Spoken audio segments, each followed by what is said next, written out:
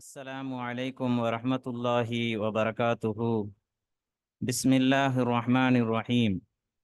அன்பிற்குரிய அல்லாஹுவின் நல்லடியார்களே, ரியாதுல் பதிஆ கிதாபில் இன்ஷா அல்லாஹ் இன்று நாம் பாடம் 48 படிக்கப் போகின்றோம். இந்த 48வது பாடத்தினுடைய தலைப்பு என்னவென்றால் பள்ளிவாசலில் தரிபடுதல், அல் இஅ்திகாஃப். இஅ்திகாஃப் குறித்து சில விளக்கங்களை தான் இந்த பாடத்திலே நாம் பார்க்க இருக்கின்றோம். وَعَهِدْنَا إِلَى إِبْرَاهِيمَ وَإِسْمَاعِيلَ أَنْ طَهِّرَا بَيْتِيَ لِلطَّائِفِينَ وَالْعَاكِفِينَ وَالرُّكَّعِ السُّجُودِ என்று அல்லாஹு ரப்புல் ஆலமீன் தனது அருள்மறையிலே இந்த வசனத்தை குறிப்பிடுகின்றான்.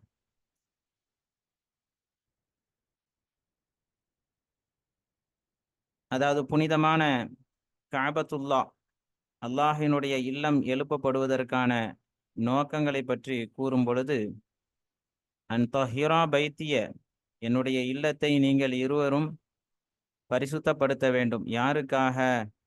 தாயிஃபீன், தவாஃப் செய்யக்கூடியவர்களுக்காக. அல் ஆக்கிஃபீன், இஅ்திகாஃப் இருக்கக்கூடியவர்கள்.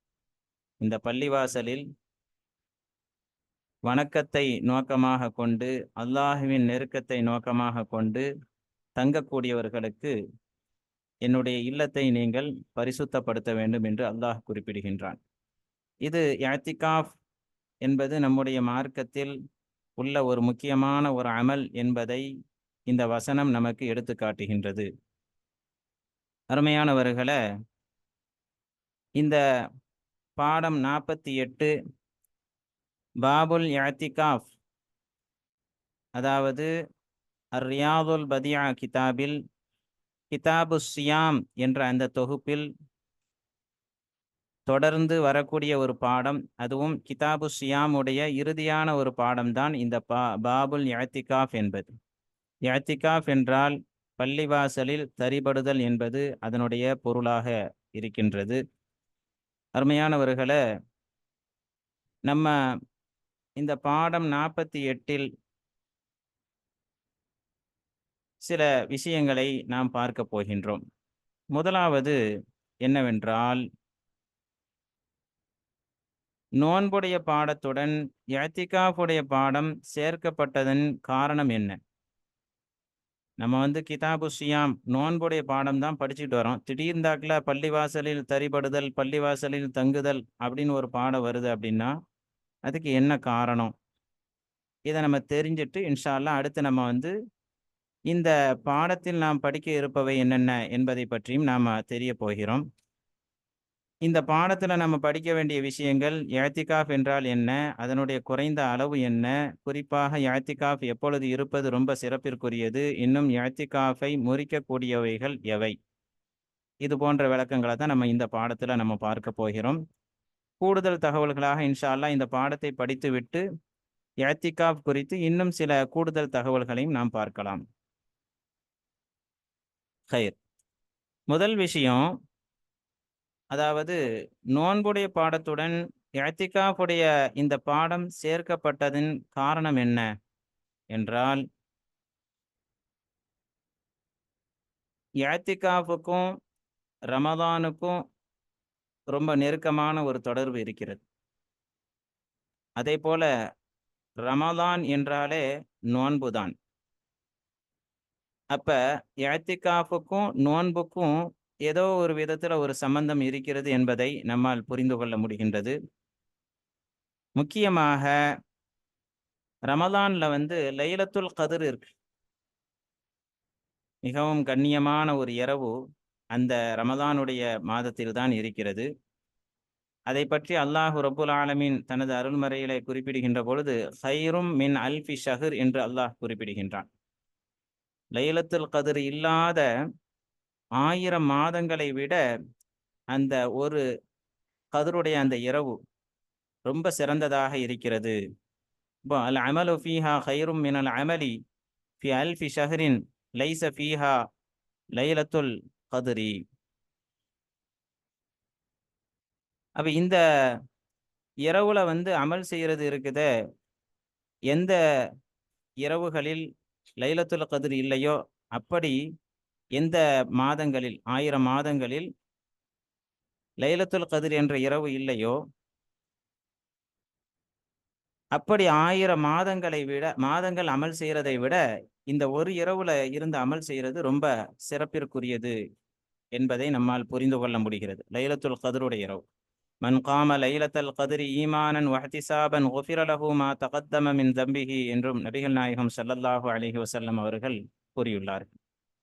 அப்ப உறுதியாக நம்பிக்கை கொண்ட நிலையில் அதனுடைய சிறப்புகளை எல்லாம் கணக்கிட்ட நிலையில ஒருவர் லைலத்துல் கதருடைய அந்த இரவில் நின்று வணங்குவாரேயானால் அவருடைய முன் சென்ற பாவங்கள் எல்லாம் மன்னிக்கப்படுகிறது என்பதாகவும் ஹதீஸில் நாம் பார்க்க முடிகிறது. ஃபுகஹாக்கள், மார்க்க அறிஞர்களே இதனுடைய ஹிக்மத் என்ன, அதாவது இஅ்திகாஃப் இருப்பதனுடைய ஹிக்மத்தில் இது ஒரு காரணமாக அவர்கள் கூறுகின்றார்கள். லைலத்துல் கதிர அடைவதற்கு இது ஒரு நல்ல வாய்ப்பாக இருக்கின்றது. நபிகள் நாயகம் ஸல்லல்லாஹு அலைஹி வஸல்லம் அவர்கள் அதிகமாக ரமதானுடைய அந்த பிந்திய 10 நாட்கள், அல் அஷ்ருல் அவாஹிர், இந்த 10 நாட்களில் நபிகள் நாயகம் ஸல்லல்லாஹு அலைஹி வஸல்லம் அவர்கள் இஅ்திகாஃப் இருந்திருக்கின்றார்கள். இப்போ இதையெல்லாம் வைத்து பார்க்கும் பொழுது நோன்போடு இந்த இஅ்திகாஃப் ஏதோ ஒரு காரணத்தை கொண்டு சம்பந்தப்படுகிறது. அதனால தான் பெரும்பாலும் நீங்கள் ஃபிக்ஹ் கிதாபில் பார்த்தீங்கன்னா இந்த இஅ்திகாஃபுடைய பாடம் கிதாபு சியாமை தொடர்ந்து தான் வரும். அத்துடன் தான் அந்த கிதாபு சியாம் முடிவுக்கு வரும். இப்போ இதை நாம் தெரிந்து கொள்ள வேண்டும். இந்த விளக்கங்களை தான் ஷரஹுல் அல்லாமா ஜலாலுத்தீன் அல் மஹல்லி ரஹ்மஹுல்லா அவர்களுடைய ஷரஹில் இது குறித்து சில விளக்கங்கள் நமக்கு தந்திருக்கிறாங்க. வஹுவ, இந்த இஅ்திகாஃப் என்பது ஃபில் அஷ்ரில் அவாஹிரி மின் ரமதான் அஃதலு மின்ஹு ஃபி கைரிஹி, மற்ற நாட்களில் இஅ்திகாஃப் இருப்பதை விட ரமதான்ல பிந்தி அந்த 10 நாட்களில் இஅ்திகாஃப் இருப்பது ரொம்ப சிறப்பிற்குரியதாக இருக்கின்றது. அது ரொம்ப வலியுறுத்தப்பட்ட ஒரு சுன்னத்தாக இருக்கின்றது என்றே நமக்கு மார்க்க அறிஞர்கள் கூறுகின்றார்கள். முஆதபத்திஹி அன்-நபி ஸல்லல்லாஹு அலைஹி வஸல்லம், முஆதபத்திஹி ஸல்லல்லாஹு அலைஹி வஸல்லம் அவர்கள் அதில் தொடர்ந்து நியமமாக இருந்திருக்கின்றார்கள். அலல் இஅ்திகாஃபி ஃபீஹி ஹைர். இதில் இன்னும் ஒரு சில விஷயங்களை நம்ம தெரிஞ்சுக்கிட்டா நல்லது. அதாவது லைலத்துல் கதிர், அந்த கதிருடைய இரவு எந்த இரவு என்று சில இமாம்கள் நமக்கு தெளிவுபடுத்துகின்றார்கள். அதில் ஒரு கூற்று என்னவென்றால், இமாம் ஷாஃபி ரஹ்மத்துல்லாஹி அலைஹி அவர்கள் ஓ மைனு ஷாஃபிஇ ரஹ்மஹுல்லா இலா அன்னஹா லைலத்துல் ஹாதி அவி தாலிசி வல் இஷ்ரீன், அதாவது 21வது இரவு அல்லது 23வது இரவுல லைலத்துல் கதிர் இருக்குது என்று ஷாஃபி ரஹ்மத்துல்லாஹி அவர்கள் கூறுகின்றார்கள். இது சம்பந்தமாக ஹதீஸுகள் எல்லாம் இருக்கின்றது. அதே போல காலல் முஸனியு இப்னு ஹுஸைமா, இமாம் முஸனி ரஹ்மஹுல்லா மற்றும் இமாம் இப்னு ஹுஸைமா ரஹ்மஹுல்லா அவர்கள் கூறுகின்றார்கள், இன்னஹா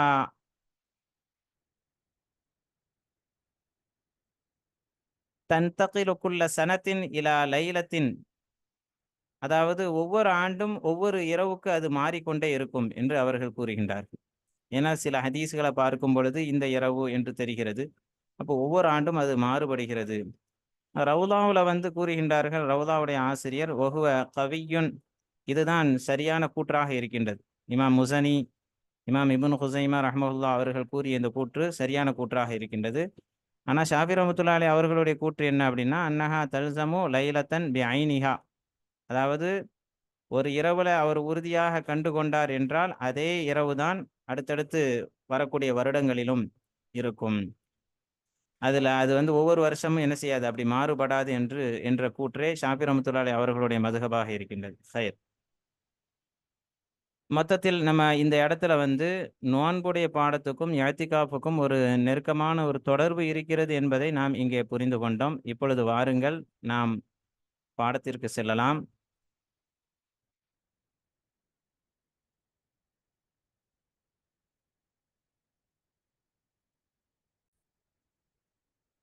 பிஸ்மில்லாஹிர் ரஹ்மானிர் ரஹீம். பாபுல் இஅ்திகாஃபி, இஅ்திகாஃப் உடைய பாடம். சுன்னத்துன் முஅக்கதத்துன், இஅ்திகாஃப் ஆகிறது சுன்னத்தும் முஅக்கதாவாக இருக்கும், வலியுறுத்தப்பட்ட ஒரு சுன்னத்தான ஒரு அமல்.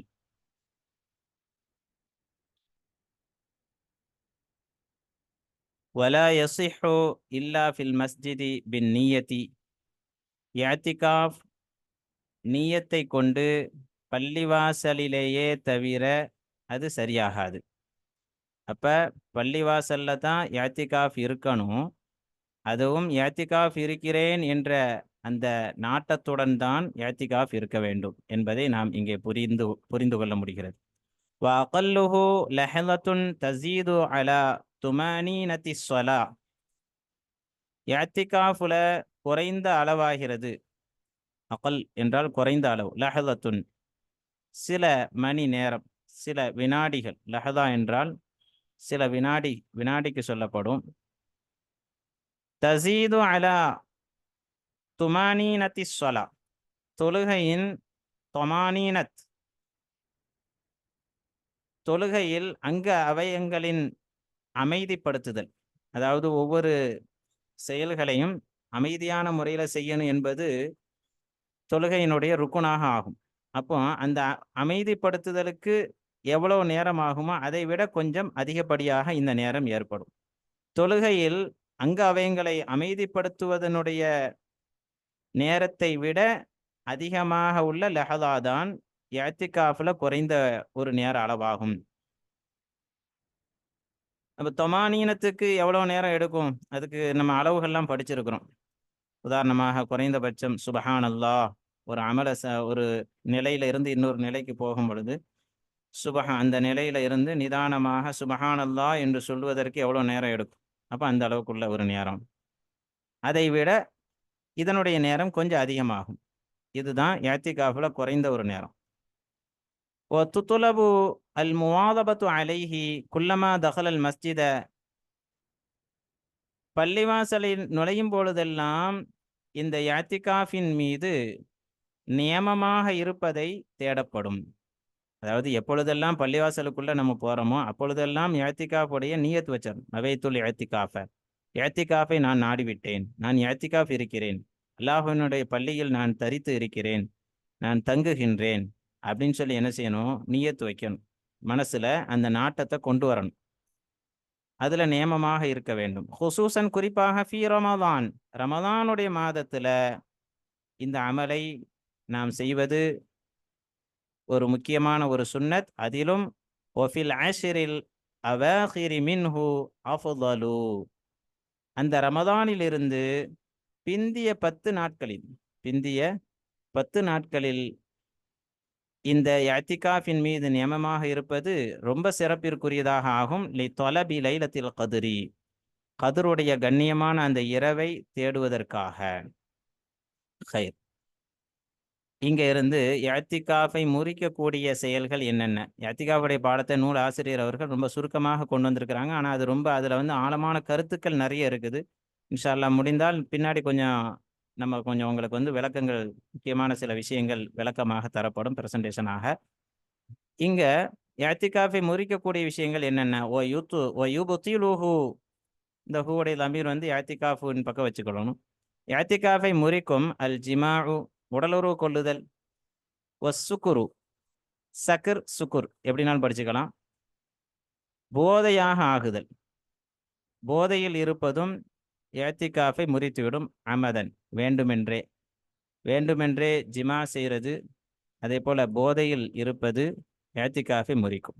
ஒல் குஃபுரு, அதே போல குஃபுர் ஏற்படுவது, இடையில் குஃபுருடைய நிலை குறுக்கிட்டு விட்டது, குஃபுர் இருத்திதாத், மதம் மாறிட்டான் அப்படின்னு சொன்னா அப்ப இஅ்திகாஃப் முறிஞ்சிடும். ஒல் ஜுனூன், அதே போல பைத்திய நிலை ஏற்பட்டாலும் இஅ்திகாஃப் முறிஞ்சிடும். ஒல் ஹைர், அதே போல ஹைதும் இஅ்திகாஃபை முறித்துவிடும்.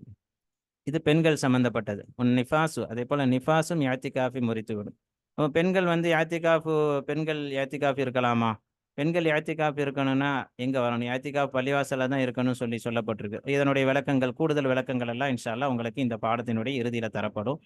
ஒல் ஹுரூஜு மினல் மஸ்ஜிதி பிலா உதுரின், எந்தவித தங்கடமும் இன்றி பள்ளிவாசலில் இருந்து இஅ்திகாஃப் இருக்கும் அந்த பள்ளியில் இருந்து வெளியேறுவதும் இஅ்திகாஃபை முறித்துவிடும். பிலா உதுர், தங்கடமின்றி. அப்ப தங்கடத்தோடு வெளியானா பிரச்சனை இல்லை. தங்கடனா என்ன தங்கடம்? உதாரணமாக தன்னுடைய சுய தேவையை நிறைவேற்ற வேண்டிய சூழல் ஏற்படுகிறது, குளிக்க வேண்டிய நிர்பந்தம் ஏற்பட்டு விட்டது, தனக்கு உணவு எடுத்துட்டு வரதுக்கு ஆள் யாருமே இல்லை, அப்போ உணவு வீட்டில் போய் தான் சாப்பிட்டுட்டு வரணுங்கிற சூழ்நிலை இருக்குது. அப்போ இதெல்லாம் உதுர்ல கட்டுப்படும். இந்த உதுர் ஏதும் இல்லாமல் ஒருவர் பள்ளிவாசலில் இருந்து வெளியேறிவிட்டார் என்றால் அங்கே இஅ்திகாஃப் முறிந்துவிடும்.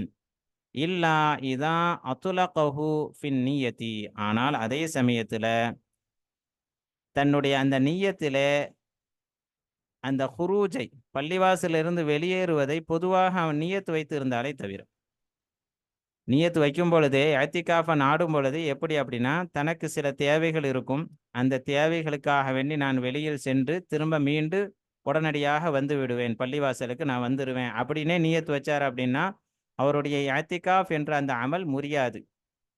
இஅ்திகாஃப் என்ற அமல் முறியாது. அதே போல இதுல இன்னும் சில விஷயங்கள்ல நம்ம கொஞ்சம் கவனம் செலுத்தணும். அதாவது இஅ்திகாஃப், நதுருடைய இஅ்திகாஃப் இருக்கு.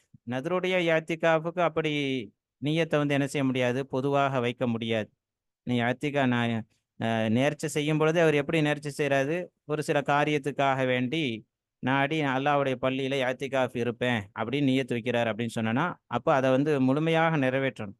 சும்மா இஷ்டத்துக்கு வெளியே போயிட்டு வர்றது அப்படிங்கிறது அது நதுரை முழுமையாக நிறைவேற்றியதாக ஆகாது. அதனால இந்த சலுகை இஸ்திஸ்னா உங்களுக்கு எதுல தரப்பட்டிருக்கு அப்படின்னா, சுன்னத்தான இஅ்திகாஃப் உடைய விஷயத்துல தான் தரப்பட்டிருக்குது என்பதையும் நம்ம கவனத்தில் கொள்ள வேண்டும்.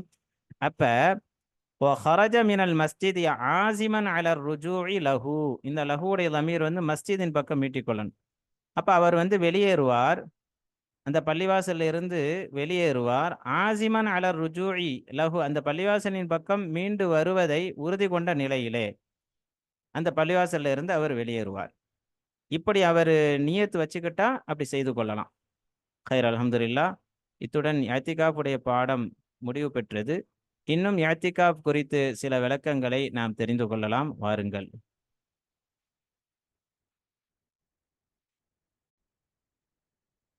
இஅ்திகாஃப் குறித்து அறிந்திடாத சில சட்டங்களும் ஒழுக்கங்களும், ஒரு 5 விஷயங்கள். இஅ்திகாஃப் இந்த உம்மத்திற்கு வழங்கப்பட்ட விசேஷமான அமலா? இரண்டாவது, இஅ்திகாஃப் ஒரு மனிதரின் மீது கடமையாகுமா? மூன்றாவது, இஅ்திகாஃபுக்கு பள்ளிவாசல் நிபந்தனையா? நான்காவது, இஅ்திகாஃபுக்கு நோன்பு நிபந்தனையா? ஐந்தாவது, பெண்களுக்கு இஅ்திகாஃப் என்ற அமல் உள்ளதா? இந்த 5 விஷயங்களை இன்ஷா அல்லாஹ் நம்ம பார்க்க போகிறோம். வாருங்கள். முதல் விஷயம், இஅ்திகாஃப் இந்த உம்மத்திற்கு வழங்கப்பட்ட விசேஷமான அமலா என்றால் அப்படி அல்ல. இந்த உம்மத் அல்லாத மற்றவர்களும் இஅ்திகாஃப் இருந்திருக்கின்றார்கள். உதாரணமாக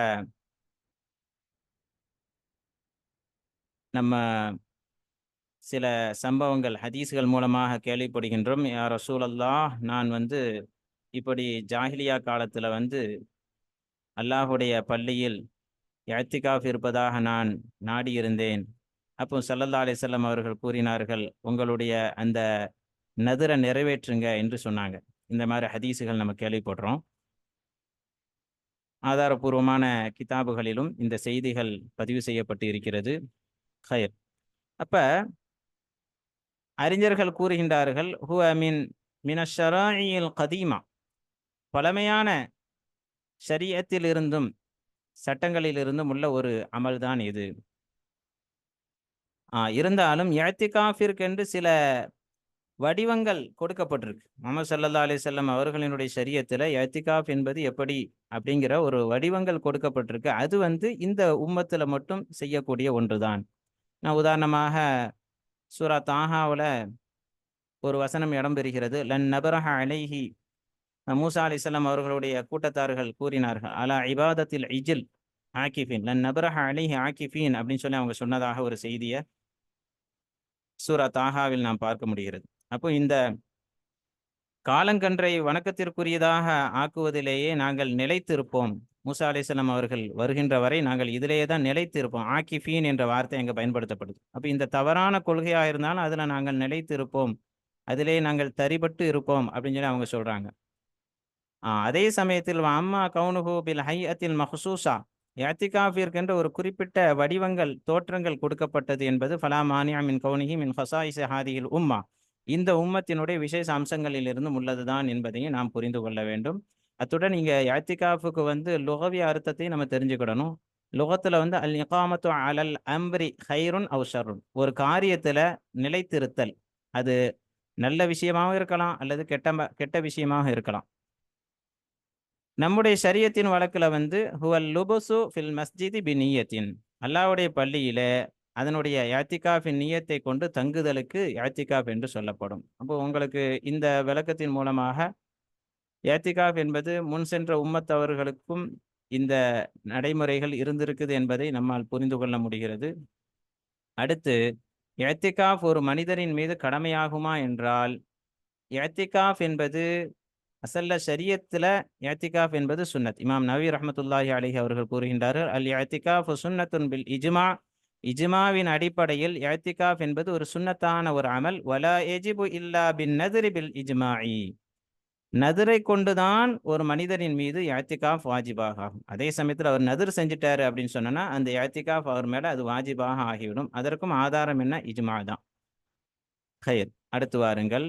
அடுத்து விளக்கம். இஅ்திகாஃபுக்கு பள்ளிவாசல் நிபந்தனையா என்றால், இதுல அறிஞர்களிடையே எந்த கருத்து வேறுபாடும் இல்லை. எல்லா அறிஞர்களுமே, ஃபுகஹாக்களும் ஒருமித்த கருத்தாக கூறுகின்றார்கள், இஅ்திகாஃபுக்கு பள்ளிவாசல் ஷர்த்து. பள்ளிவாசல்ல தான் இஅ்திகாஃப் இருக்கணும். அதுக்கு ஒரு ஆதாரம் என்ன அப்படின்னா, வலா துபாஷிரூஹுன்ன வ அன்தும் ஆகிஃபூன ஃபில் மசாஜித் என்று அல்லாஹ் குறிப்பிடுகின்றான். அதாவது இதுல மசாஜித் என்ற வார்த்தையை அல்லாஹ் பயன்படுத்துறான். மசாஜித் என்ற அந்த வார்த்தையை பயன்படுத்துறதுல இருந்து என்ன தெரியுது அப்படின்னா, அப்ப இஅ்திகாஃப் பள்ளிவாசல்ல தான் இருக்கணும் என்று தெரிகிறது. பள்ளிவாசல் அல்லாத மற்ற இடத்துல என்ன செய்ய முடியாது? இது செய்ய இஅ்திகாஃப் உடைய அமலை நிறைவேற்ற முடியாது என்பதை நாம் தெரிந்து கொள்ள வேண்டும். அதே போல ஷரஹுல் மின்ஹாஜுடைய இபாரத் இங்கே தரப்பட்டிருக்கு. இன்னமா யஸிஹு அல் இஅ்திகாஃபு ஃபில் மஸ்ஜிதி, பள்ளிவாசல்ல தான் இஅ்திகாஃப் கூடும். கமா ஃபஅலஹு ஸல்லல்லாஹு அலைஹி வஸல்லம், ஸல்லல்லாஹு அலைஹி வஸல்லம் அவர்கள் பள்ளிவாசல்ல தான் இஅ்திகாஃப் இருந்திருக்கிறாங்க.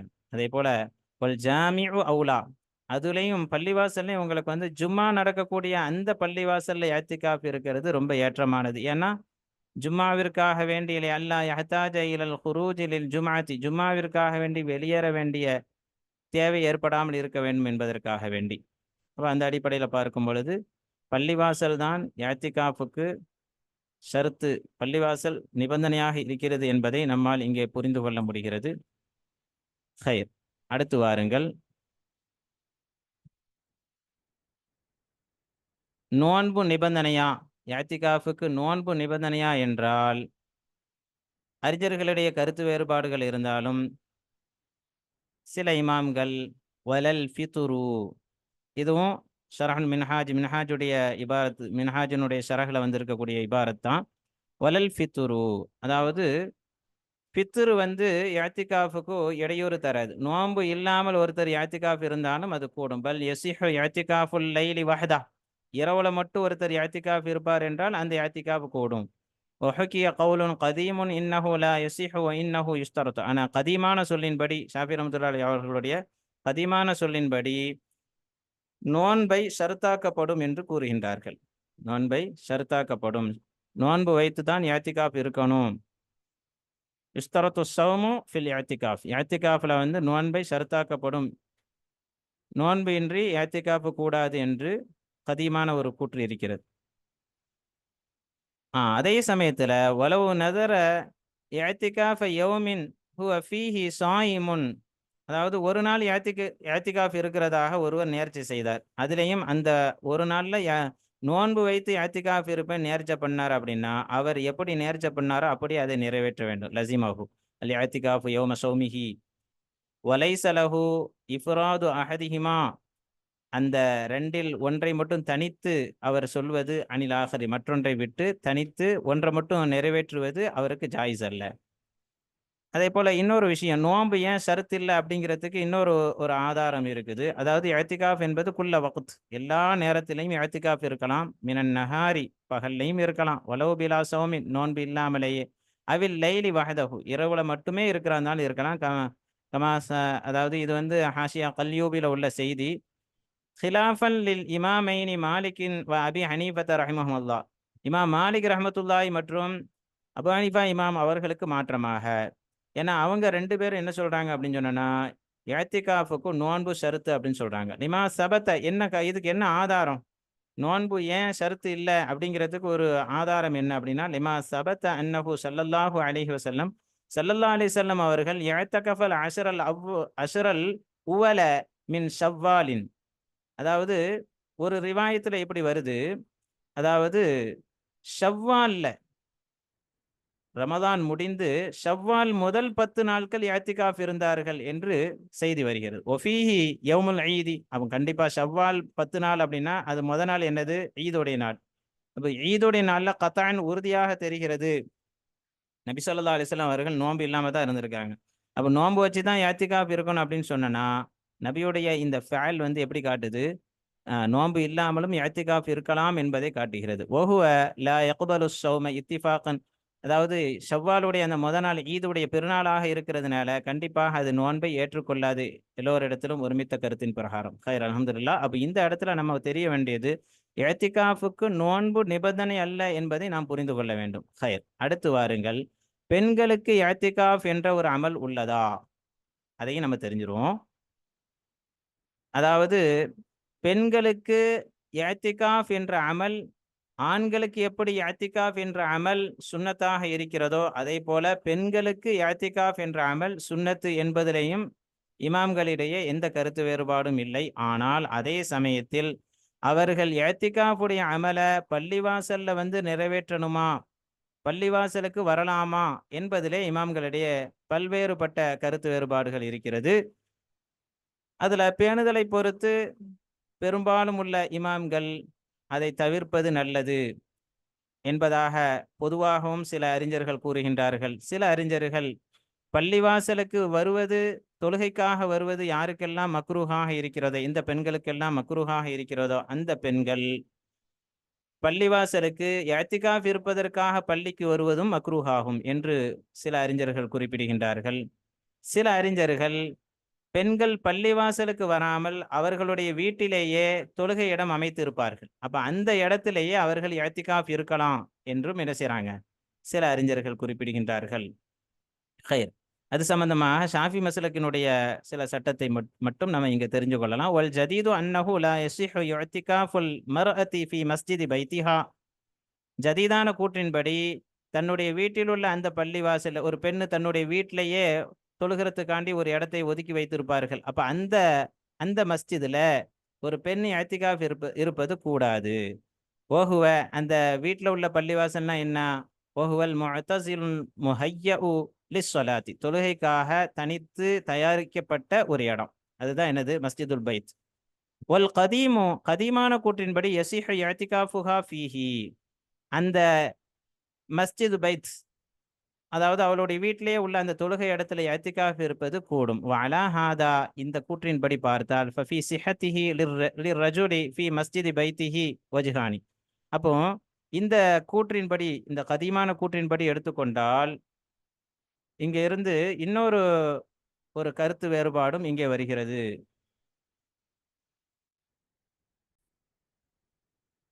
அதாவது கதீமான இந்த கூற்றின்படி பார்த்தால், அப்போ ஒரு ஆண் தன்னுடைய வீட்டில் தொழுகிறதுக்காக வேண்டி ஒரு இடத்த பள்ளிவாசலாக ஆக்கி கொண்டார். அப்ப அந்த இடத்துல ஒரு ஆண் வந்து இஅ்திகாஃப் இருக்கிறது கூடுமா கூடாதா என்றால் அதுல வஜ்ஹானி, 2 வஜ்ஹ் இருக்குது. அஸஹுஹுமா ஃபி ஷர்ஹில் முஹத்தப், ஷர்ஹுல் முஹத்தப்ல அந்த 2ல ரொம்ப அஸஹானது என்ன அப்படின்னா லா யஸிஹு, அது கூடாது என்பதுதான் அஸஹ். வஅலல் ஜதீதி, சரி, மேல ஜதீதான கூற்றின்படி ஒரு பெண்ணு தன்னுடைய வீட்டிலேயே இஅ்திகாஃபுக்கு என்று ஒரு தனி இடம் அமைப்பது கூடாது என்று நம்ம மேல படிச்சோம். அப்ப ஒரு பெண் இஅ்திகாஃப் இருக்கிறாந்தாலும் பள்ளிவாசலுக்கு தான் வரணும் என்பது இந்த ஜதீதான கூற்றின்படி நமக்கு தெரியுது. இருந்தாலும் வஅலல் ஜதீதி, ஜதீதான கூற்றின்படி குல்லு இம்ரஅத்தின் யுக்ரஹு லஹா அல் குரூஜு லில் ஜமாஅத்தி, எந்த பெண்களுக்கெல்லாம் தொழுகை, ஜமாஅத் தொழுகைக்காக பள்ளிவாசலுக்கு வெளியேறுவது மக்ரூஹாக ஆக்கப்படுமோ, வெறுக்கத்தக்க ஒரு காரியமாக ஆக்கப்படுமோ, அந்த பெண்களுக்கெல்லாம் யுக்ரஹுலஹா அல் ஹுரூஜு லில் இஅ்திகாஃபி, இஅ்திகாஃபுக்காக வேண்டி அவர்கள் வெளியேறுவதும் அவர்களுக்கு அந்த பெண்களுக்கு மக்ரூஹாக ஆகும். அந்த பெண்ணுக்கு மக்ரூஹாக ஆகும். ஒமல்லா, யாருக்கு மக்ரூஹ் இல்லையோ ஃபலா, அவர்களுக்கு இஅ்திகாஃபுக்காக வேண்டி வெளியேறுவது மக்ரூஹ் அல்ல. இப்போ பெரும்பாலும் உங்களுக்கு வந்து ஃபிக்ஹ் கிதாப்ல வந்து எந்த பெண்கள் பள்ளிவாசலுக்கு வரலாம் அப்படின்னா, மூதாட்டிகள், வயதான மூதாட்டிகள் பள்ளிவாசலுக்கு வரலாம்.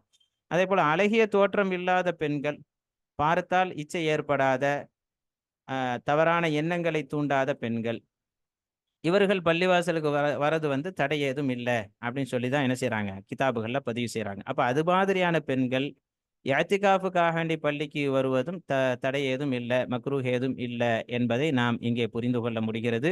மொத்தத்தில் இங்க பேணுதலான விஷயம் என்னவென்றால், பல்வேறுபட்ட குழப்பங்களை விட்டு தவிர்ந்து கொள்வதற்காக வேண்டி ஒரு பெண் தன்னுடைய வீட்டில் தொழுகுவதுதான் ரொம்ப சிறப்பிற்குரியது என்பதாக ஹதீஸை நாம் பார்க்க முடிகிறது. அப்ப அந்த அடிப்படையில் அவர்களுக்கு இஅ்திகாஃப் நன்மை கிடைக்க வேண்டும் என்றால், இந்த கதீமான கூற்றின்படி எடுத்துக்கொண்டால், தன்னுடைய வீட்டிலேயே தொழுகக்கூடிய அந்த இடத்துல பள்ளிவாசலாக அமைத்து, தொழுகை இடமாக அமைத்து, அங்கேயே அந்த இடத்திலேயே இஅ்திகாஃபை அவர்கள் கடைபிடிப்பது சிறப்பிற்குரியதாக ஆகும். ஹைர். வல்ல ரப்புல் ஆலமீன் மார்க்கத்தை முறையாக அறிந்து, சரியாக புரிந்து, அதன்படி செயல்படக்கூடிய பாக்கியத்தை நம் எல்லோருக்கும் தந்தருள் புரிவானாக. ஆமீன் யா ரப்பல் ஆலமீன். வ ஆகிரு தஅவானா அனில் ஹம்துலில்லாஹி ரப்பில் ஆலமீன். அஸ்ஸலாமு அலைக்கும் வ ரஹ்மத்துல்லாஹி வ பரகாத்துஹு.